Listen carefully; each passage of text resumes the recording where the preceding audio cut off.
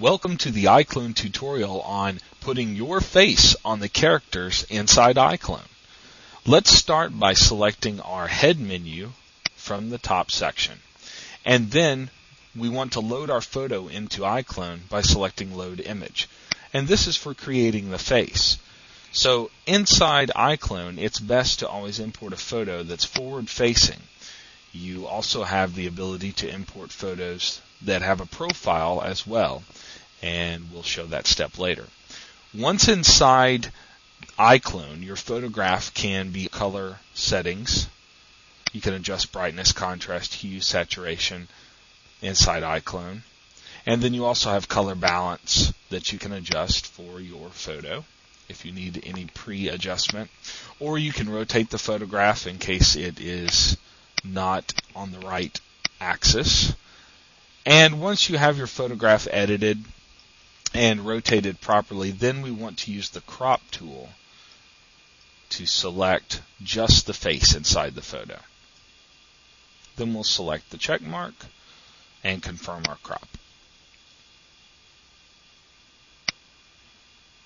The next step in the iClone fitting wizard is to set the facial boundary and then also select our head template.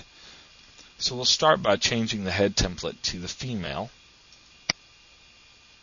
And then we'll click and drag on any of the dots or lines here for the facial boundary to set up the facial boundary for the model from the subject in our photograph. And you can see as we're doing this, we have real-time results happening here in our 3D window. So you can click and drag inside the 3D preview in order to see the progress. Then select Next. This section allows you to orient the facial features of your subject. In this case, our photograph is in good shape. This is for being able to turn if your head is tilted in a certain direction.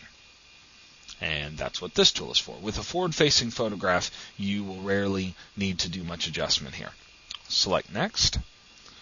Now, this is the most crucial section inside iClone. This is where we will actually set the facial features control points that will allow our face to come to life as an animated character that will actually speak and emote inside iClone.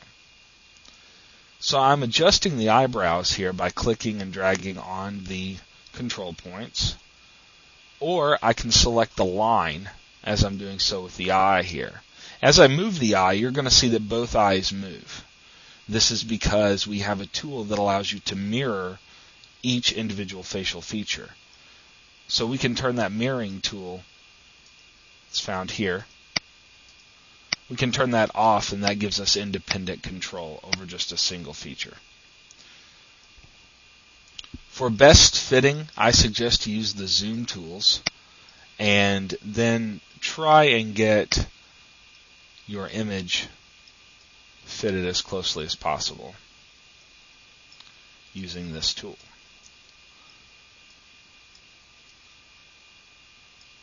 The mouth can be tricky to fit.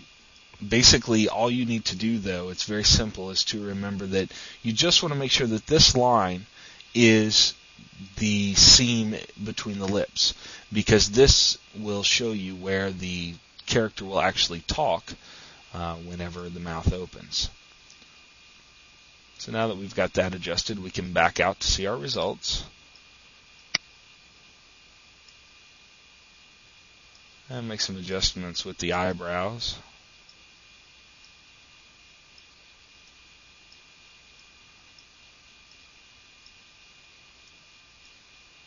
That's better. And then again, we can continue to preview inside our 3D window.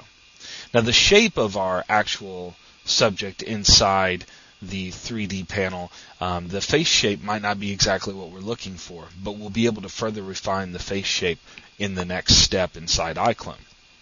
So this basically covers fitting the initial front-facing photograph. iClone also gives you the ability to import a second photo. We can do so by clicking here and then selecting a profile.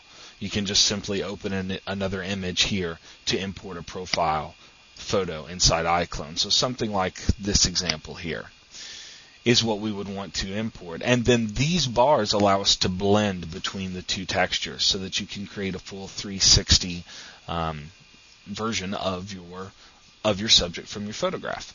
We'll go back to our front mode here. And now with our fitting complete, we'll save our face to the custom iClone face library.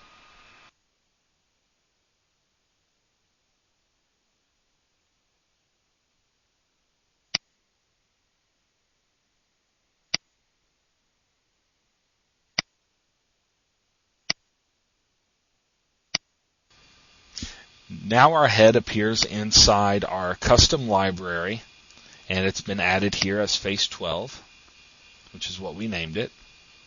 And if we would like to modify our face now, it's very easy to do so. We can go to the Modify panel under Faces, and then we can select the facial feature we'd like to optimize. So we'll select the nose, and maybe give her a skinnier nose,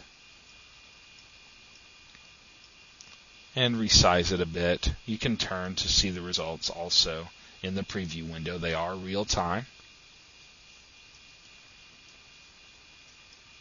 And this allows you to further shape your character into more photorealistic, or we can have more fun and do something that is much more cartoonish.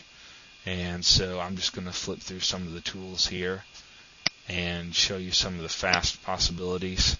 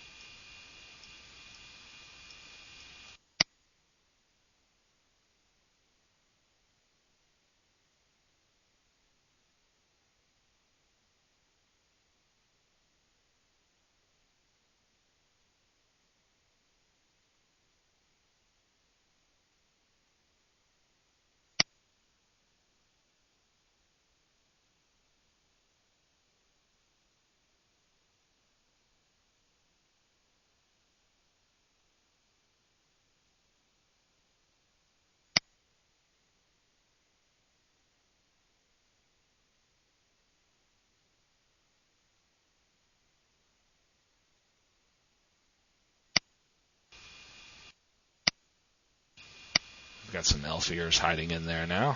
There we go.